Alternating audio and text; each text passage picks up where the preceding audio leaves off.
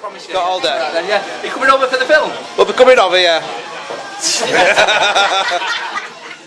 So, the story.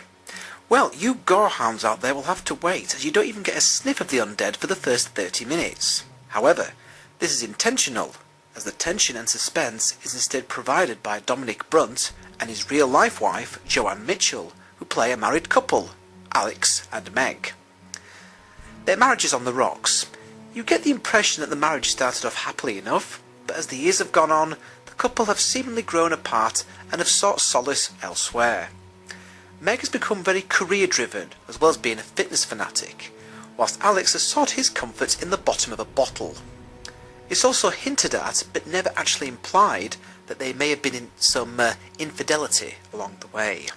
So the two of them leave the kids with Meg's mother and go off to an isolated cottage in the countryside in a sort of last-ditch attempt to make or break this marriage. There is a real sense that Alex and Meg were close once, and they seriously believe they can be close again. Right now they don't dislike each other, but they're more like friends than anything. Indeed, for the first 30 minutes we really get to know Alex and Meg, and we hope that deep down, that by the time the end credits have started rolling, they would have actually rekindled their love for each other and be back on their way to Gran's house to pick up the kids and be a happy family once more. But, despite the best efforts of both of them, the sly little comments and snide remarks keep finding their way in there, and it does seem that this marriage is not going to survive. This is further made worse during the first night together, when Meg goes to bed alone and Alex ends up sleeping on the sofa, with his ever-present bottle of wine for company. The following morning, Meg finds out that her mobile phone, which she thought had gone missing all this time, had actually been hidden from her by Alex so that he would have more of her attention. She's not particularly happy about this, so she goes off for a morning jog in a bit of a huff. Whilst out on her jog, Meg checks her mobile phone to see that there's been several missed calls from her mum. Now, they are literally in the middle of nowhere, with no mobile phone signal, so calling for help isn't really an option when a ruddy great big blood-drenched maniac comes charging at her from over the dales. Meg, understandably, runs for her life, but even she isn't quick enough to outrun her undead attacker. After receiving a nasty bite on the leg, Meg manages to return back to the relative safety of the house, but it's already too late. The infection has started. And it soon starts to get worse, as the bite mark quickly goes from, "Ooh, that looks a bit sore," to completely fucking nasty. Now, I don't know if Dominic intended to direct, act and edit the film altogether from the start, but it just sort of ended up that way. Now, from watching the film, it does seem as if he was influenced by a number of zombie films, the most obvious being 28 Days Later, as the zombies in Before Dawn certainly share a few characteristics to the one in Danny Boyle's infection thriller. In other words, these zombies are red-eyed, they're rabid, and they can run like fuck. Indeed, they're more like wild animals rather than the usual Romero-style shuffling deadheads. The only difference with these zombies is that the infection basically starts off inside the body and then starts pushing its way out. This results in bucket loads of claret literally oozing out of the zombies' bodies. In fact, there is so much gore coming out of the infected, it's actually mentioned during the making of documentary that these aren't zombies, they're dombies, named in honour of Dominic Brunt there. What's worth pointing out is that this film is set in England, it's set in the Yorkshire Dales. As you can imagine, it's not like an American zombie movie where the hero can just pull out a gun and blow the head off a zombie. This is demonstrated a number of times where Alex finds himself desperately looking for makeshift weapons in the garage or in the kitchen. And let's not beat about the bush here. Alex is no hero. The man is a coward, and a selfish one at that. He has no history of being involved in anything violent his entire life. He's certainly not up for having a scrap with these charging deadheads. Any fights he has with a zombie are desperate and frantic. Another thing to mention about the zombies is that they remain virtually comatose if no one is around. They'll just stand there staring into space until some fresh meat happens to walk past their line of vision. At this point, they'll snap back into life and attack in a savage fury. In one of the highlights of the film, Alex has a desperate fight with a zombie in the garage, which is truly the stuff of nightmares, as it's clear that this zombie isn't going to give up easily. And later on, when Meg comes downstairs looking like death warmed up and covered in gore, it's clear that all is not well. We're with Alex all the way at this point as he watches in stunned disbelief at the living nightmare that his normal, if somewhat difficult life has now become. Nevertheless, despite the fact that his wife has become a zombie, Alex still feels that he can save her, and in doing so, save his marriage as well. However, when another character, Stephen, turns up to the house, he tells Alex that there are more of these zombies running around in the outside world. But Stephen makes the mistake of mentioning that the zombies seem to calm down whilst they're eating warm human flesh, like a pack of wolves eating a freshly caught kill and ignoring any other potential prey that comes past them. At this moment, Alex is only really hearing what he wants to hear, and believing that giving Meg something, or someone, to eat will snap her back to normal, he stabs Stephen in the back with a kitchen knife and sends him down the cellar where he'd previously chucked his bloodthirsty wife into. Dinner time, Meg. Unfortunately, this does not cure Meg, and despite his best intentions, despite his best efforts, Alex is unable to save his wife, he is unable to save his marriage, and ultimately, he is unable to save himself. It's certainly a downbeat zombie movie. It does end on a very bleak, tragic note. You get the impression that if this film had been made in America, that the hero would have triumphed, he would have redeemed himself at the end, he may very well have saved his marriage, he may even have saved his wife, even if he does ultimately lose her in the end. But here, the ending is as bleak and as dark as any I've seen in a zombie movie in quite a long time. And the final scene that takes place as the end credits are rolling is likely to haunt you for weeks. I'll be honest here, folks, this is the first time I've watched a zombie movie and felt myself getting choked up with tears welling up in my eyes. The scene in the cellar where Alex is showing Meg a video of their children playing on her mobile phone is powerful stuff. It's a movie that will break your heart and eat your guts. Anybody else? Oh, where are you? You can put your hand back up. Okay. Here you go. Hi there. Firstly, fantastic, Ray. Oh, thank you very much. Honestly. Sorry it was a bit So, depressing and everything. I've got two questions actually. First one, Like, what are you doing in Emmerdale after that? I love Emmerdale. I'm very glad and I'll send everything else down apart from Emmerdale. I love Emmerdale. Oh, but are you going to direct another zombie film? We've done a short, but not another zombie film. We've kind of said all we wanted to say about zombies with this one, so we're going to do a thriller about a debt collector that's unbelievably gory and violent. That's what we're doing. Starring Marlon. Right, okay, anybody else? Anybody else got any more questions for this dick? Okay. Here's the mic. Thank you. The fight scenes were awesome, well done. They look very brutal though. Any injuries to yourself? Or yeah, Dave Nolan, who kind of designed the movements of the zombies and worked out all the fight movement. Mark Price, where's Mark? Hello, Mark. Is there? He's not an executive producer, he was a friend of Mark's, and he kind of just turned up and said, this is how they move, this is what we're going to do. But so he was the garage zombie, he works out all the fights between us. And there's two bits, Dave Nolan scratched all the way down his head until he was bleeding down the back of his head, but he just went, we'll just carry on. But also my wife in the outtakes, if you buy the DVD. When I picked her up and threw her on the floor, we just thought it'd be a great shot. So I said, oh, just pick her up and I'll flop you on the floor. There's a crash mat there, but the crash mat was that thick. So when we said action, it just went, don't worry, just keep rolling. Keep rolling that car, keep rolling that car. And I went, ah. On the outtakes, you can hear just going, but my wife's at the back there, hiding.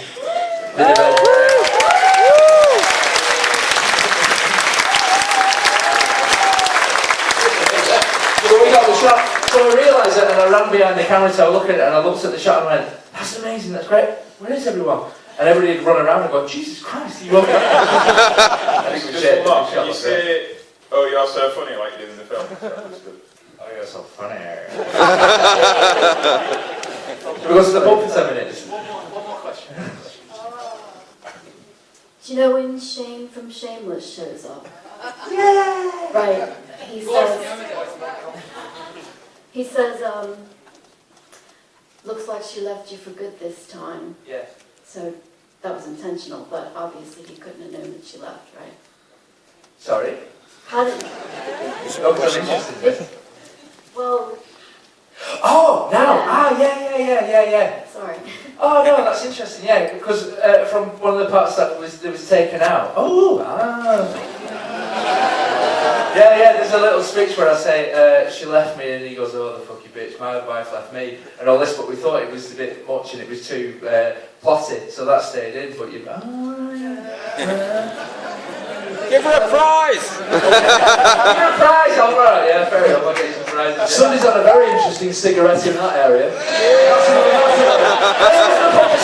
So, we're going to come back in 7 minutes to watch Cockneys versus Zombies, and that's it, stay. Stop smoking and enjoy the film. Yeah. Cheers, let's go. Come on!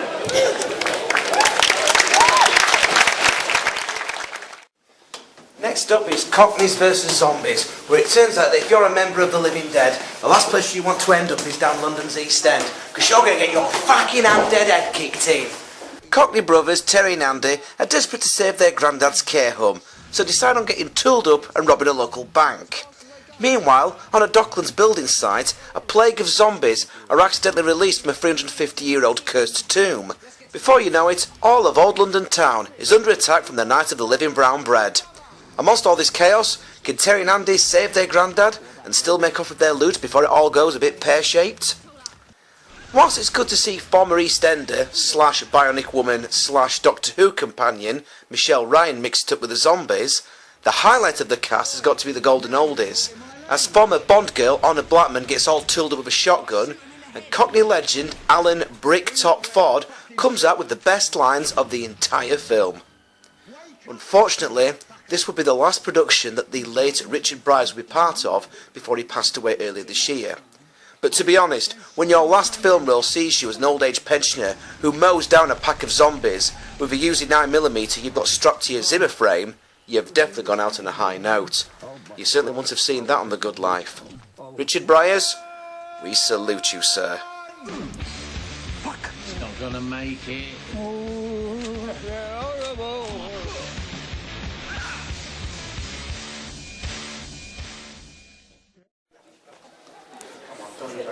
Oh, here we go. Judging by the way it ended, are there any plans to do a sequel? No. Please? Well, absolutely. Scouts versus Zombies. Not at the moment. I kind of like to think that we put everything in this film, but you know. So I think let's leave it as this one and not do a sequel for once. Any more questions? But I didn't want to end it on a downbeat. You see, I wanted to do a zombie film that ends on an up note, which is quite rare. Here we go. So long as it's entertaining, does it really matter? Good point. Anybody? Oh, right. Oh, miles away. Jesus. Come on. Okay. Excuse me, Bill. Should put the hand up then. Sorry. Yeah, you had some pretty A-list British celebrities in there. How did you get them interested in zombie films? Well, all Blackman I met for coffee and somehow persuaded her to do the role. I don't know how or why, but I guess, I mean, first of all, of course, we have to dedicate this to Richard Bryars, who passed away.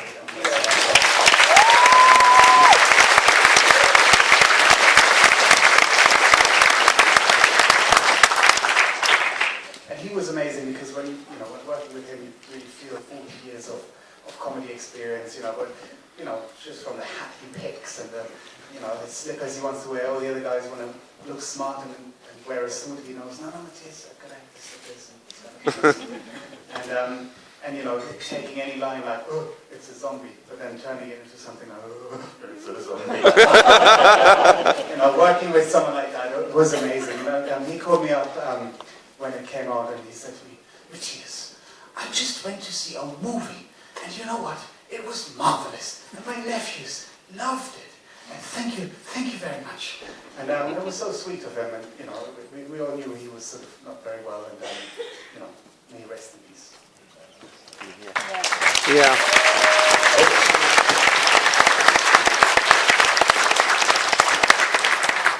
We just put the hands up. Somebody put the hand up around it. No, just somebody stretching.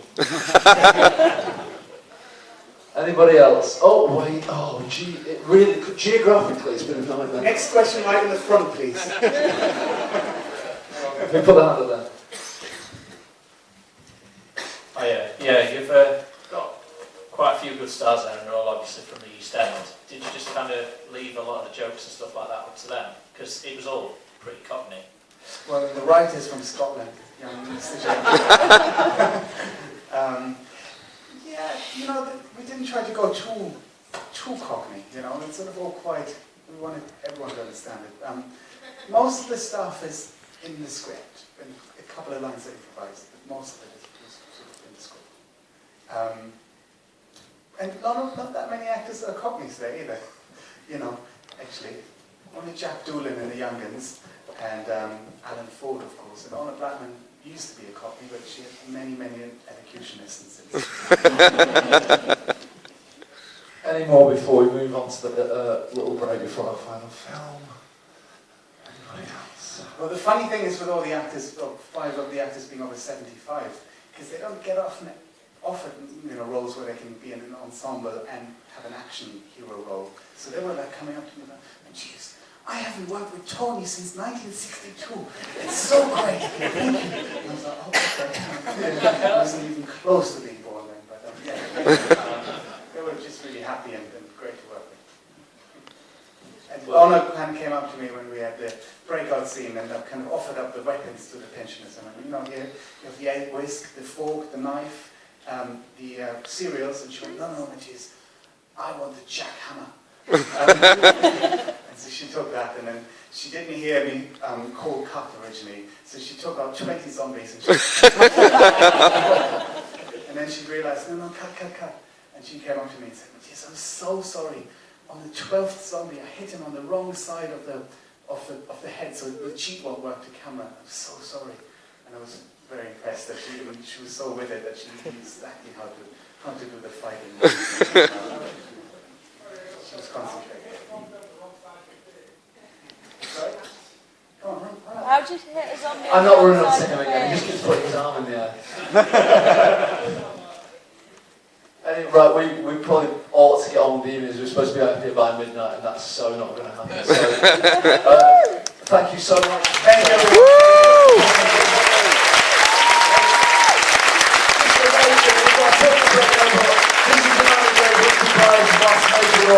Everybody's brilliant. So thank you for that. Way! 40-something waster Juan spends his waking hours foraging for junk to sell and ways to make a quick buck, alongside his equally bone-idle best mate, Lazaro. Life in post-revolution Cuba isn't particularly easy, so it actually becomes a running gag when zombies suddenly start appearing and shuffling around the streets. One woman in particular just looks out of her tenement building and tuts, "It all looks the same to me." Indeed, like many great zombie movies, Shaun of the Dead carries a political message as well. These people are so used to surviving in atrocious circumstances, a zombie invasion is merely seen as another inconvenience. Nevertheless, Jean and Lazaro see a money-making opportunity and set up a zombie dispatching company called Shaun of the Dead, with the motto of, "We kill your relatives." Armed with such makeshift weapons as machetes, harpoons, paddles, and Dennis the Menace-style catapults, they take to the streets and dispose of unwanted zombies in exchange for a small fee. In a way, this movie is like what would happen if Shaun of the Dead was filmed in Cuba. It's a story about 2 friends trying to make the best out of a bad situation. That bad situation just so happens to be a zombie apocalypse. There's a brief underwater sequence, which seems to be a homage to Lucio Fulci's classic zombie flesh eaters, and there's a number of crowd-pleasing mass zombie slaying scenes which really make this movie ideal for a zombie film festival.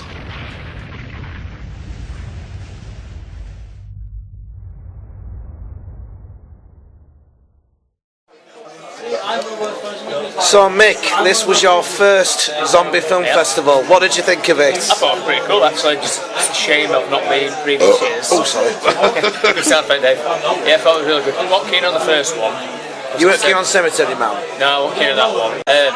Yeah, I liked Cockneys vs Zombies and Planet Dead. Planet Dead was okay, I've seen it before. So it's like, you know, treading all ground there. But I thought Cockneys vs Zombies and Planet Dead were the best ones. So good, good. You coming again next year? Oh yeah. We've converted you then. Got my t-shirt. Got the t-shirt. I got my t-shirt and I got my DVD signed by Don. Yep. Good man. Literally bought a t-shirt. Yeah. Don's a legend. Hello. Hello. It's just us three now. We're the only ones who've survived out of our little group. I've had to take my contacts out because they were freaking killing me. All day I've persevered with them, but now I'm in the pub. Sod it. Contacts Your are eyes out. still looking at it. Yeah. So, favourite film? Favourite film of today was probably,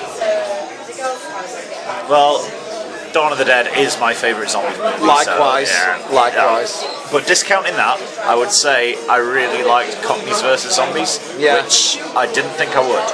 Yeah. I honestly thought that that was going to be cheesy, bullshitty. No, really, really good movie. Didn't really need the zombies. It was a good old film even without the zombies. And I don't say that about zombie films a lot. So, yeah, cool. It was like if Shaun of the Dead had like taken a walk into the same neighbourhood as Lock, Stock and Two Smoking Barrels. You know? Pretty much. But yeah, Michelle Ryan. Why not? Did I hear some flapping sounds coming from your end when Michelle Ryan came on? Oh yeah.